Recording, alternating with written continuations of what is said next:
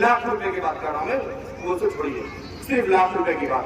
तो इस लाख रुपए में आप सही से ईमानदारी से अगर सर्वे कीजिए तो 75,000 रुपए का जो खर्चा होगा वो इन खवातीन मस्तूरात की वजह से होगा, 75,000।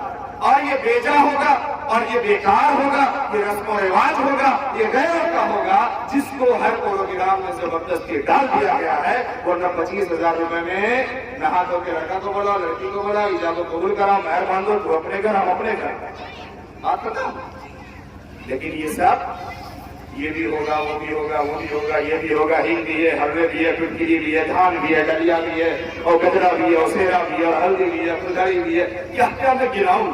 ये सब कुछ, ये सब खवातीन की वजह। इसलिए उसे सही तालीम से रोशनास करें, उसे सहाबा और सहाबियात की जिंदगी को पढ़वाइए, उसे सिखाइए।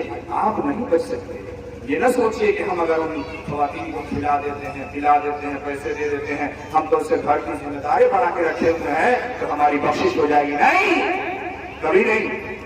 दीन के बारे में पूछो, ईमान के बारे में पूछोगी, आपने कलमा नहीं सिखाया है, कुरान नहीं सिखाया है, नमाज नहीं सिखाया है, सही तरीका नहीं सिखाया है, शर्म हया नहीं सिखाया, पाकदानी और इफ़्फ़त नहीं सिखाया, कैसे बच सकते? नहीं बच सकते, नहीं बच सकते। अल्लाह के पास जवाब देना पड़ेगा। दुआ करें कि अल्लाह रब्बुल इज्जत हम तमाम को सही समझ अता फरमाए। अल्लाह रब्बुल इज्जत